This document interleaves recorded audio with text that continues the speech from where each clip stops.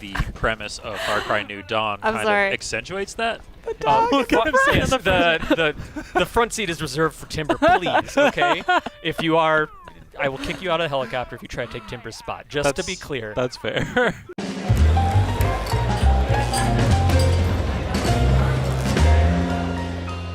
Hey guys, welcome back to PlayStation Underground. You got Kristen, Tim, and Justin here. We're checking out Far Cry New Dawn out from Ubisoft on February 15th.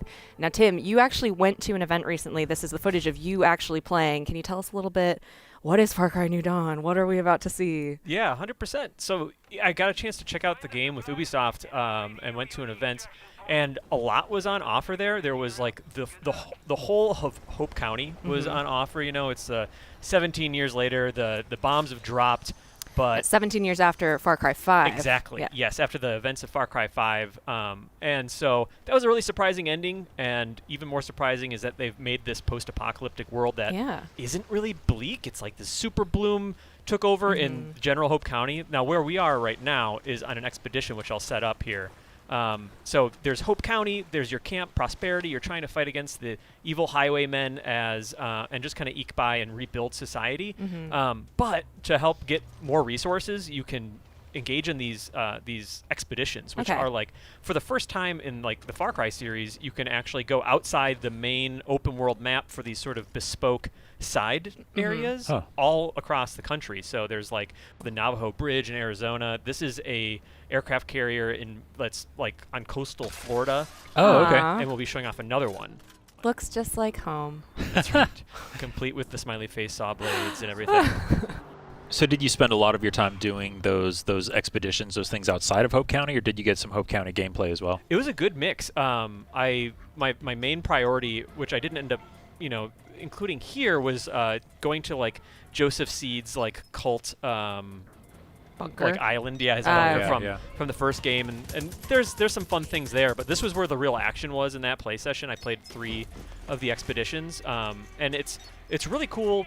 One of the things that they've done here is you kind of go in, and instead of like say capturing a base in Far Cry, the goal in the expeditions is really to just get in, like steal that loot cache, which I just grabbed in here, and then get out. Get out, and run. Yeah, it's a real hit and run. So you could go in stealthily still and really try to be sneaky about it, but I kind of went brute force on this one, and the piece about it not being captured is also that they're really replayable.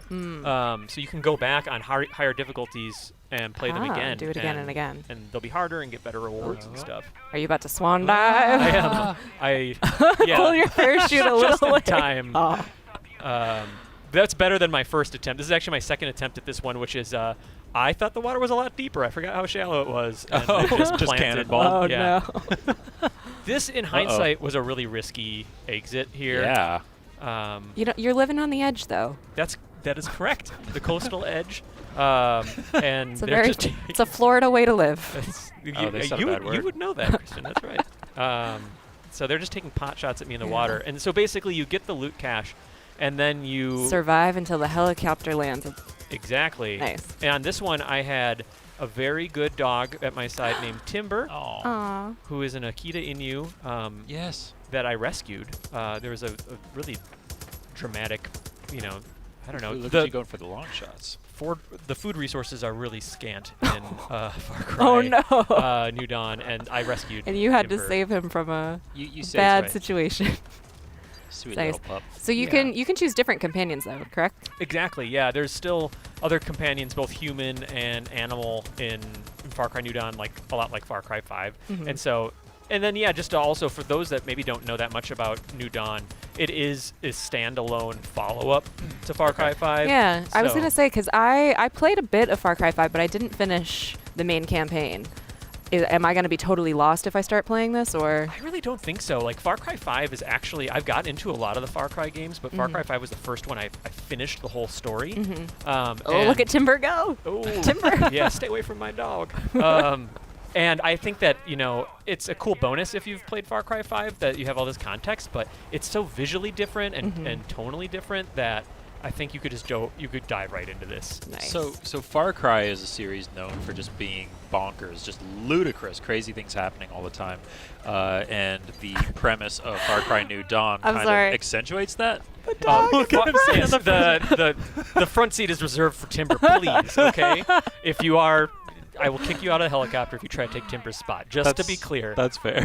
He's looking up the pilot like a good boy. I'm a very good boy. Is there anything that you experienced in Far Cry New Dawn that really stood out to you as just like, wow, this is really just even crazier than the stuff I'm used to seeing in Far Cry, given the new premise with all the mutations going on and all of that? That is an excellent question. Let's set up this next expedition, and I will answer that question. Okay.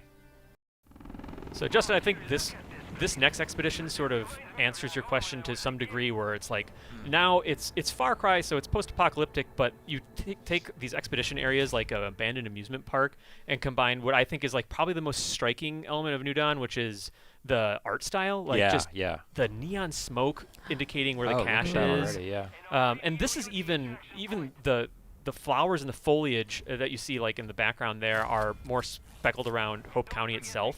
So I think they've leaned into a little bit more of that kind of Blood Dragon-y bombast. Yeah. Awesome.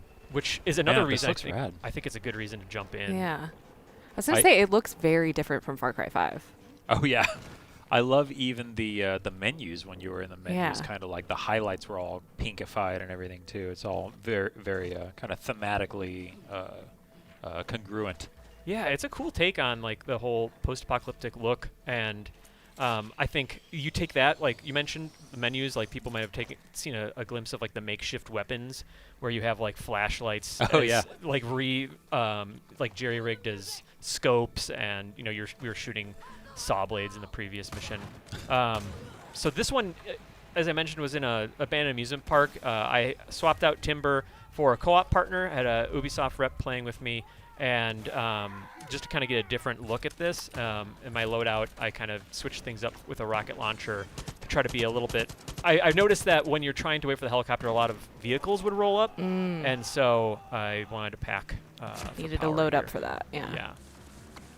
Did you notice any good strategic points on this map? Yeah, I found the best luck kind of sticking to the high ground. The cool thing is when you replay these, sometimes your like point of entry and the exfiltration point are different. So you'll kind of approach them from different parts of the map. Exactly, like the Navajo Bridge we mentioned before. You might start at one side of the bridge and exit on the other. Nice shot. Thank you so much. And then another cool point, since we're talking about co-op here, Far Cry 5 was really fun as far as the co-op goes, but there was this sort of thing sometimes where the story progress, you had to be the host in order to advance your story progress. And they made it so that all of the resources are shared. You're no longer like building reputation with the resistance. You have these shared resources, and advancing the story is based on getting these resources like ethanol together to unlock, to get fuel for your chopper to do expeditions, for example. Nice. And you share all those resources in the whole game, so you're really incentivized to... Yeah, it encourages co-op a lot more. Yes, exactly. That was really brutal, sorry. Double tap. Take no chances. Also fully apologizing and acknowledging, especially this is more criminal with the 50 cal, but I am like a compulsive reloader. Like I'll take like 2 shots and I need to reload. Yeah, I'm the same way. It's just, the animations are usually really slick. I'm really bad about that. I'm usually the opposite, that I just like completely empty the clip and I'm like, where did it all go? Yep. So this is a theme park. Yeah, in the bayou. Basically. I keep being reminded of that when you look up and like, oh, there's a giant dilapidated Ferris wheel. There's that thing that made me sick when I was a kid. Okay, I think Here we go. Oop. This is what I planned for. Challenge completed. It says amateur rocket launcher, so I'm working on it. I feel like that was a pretty pro move, though. Thank you. That wasn't an amateur at work. So I feel like I was a little. I don't know. I feel like I leave my co-op partner hanging a few times here. Oh, no. So they can handle themselves. They actually were very good. It's almost like they worked at the company making the game. Weird. But I felt like these moments were really, these expeditions were really nice bite-sized things to do. Like, 15, sometimes, if you really take your time, like 15, 20 minutes, or you can be really aggressive like this and get in and get out. And just a really fun way to change up the pace of exploring the open world. And there's more than you know, the 3 we've mentioned. I don't know the exact final count or anything, but there's a good variety. And then there's everything to do in Hope County itself, which is, you know, there's returning characters from the like Far Cry 5, like Joseph Seed plays a part, and there's other characters whose story started and is picked up 17 years later. Ouch. I was gonna say I'm excited to see more of the 2 dual villains, Mickey and Lou. Yeah.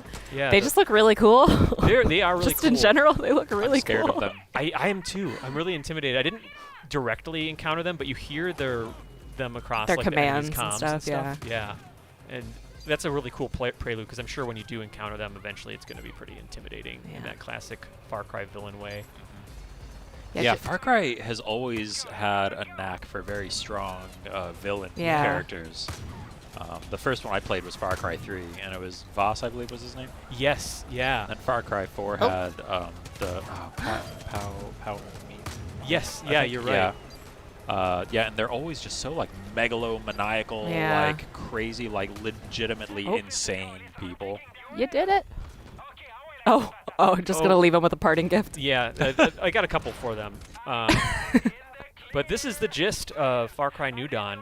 As far as the expeditions go, there's a lot more to check out.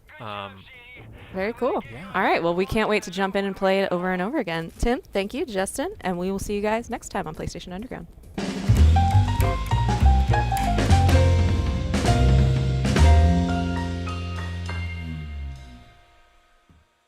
PlayStation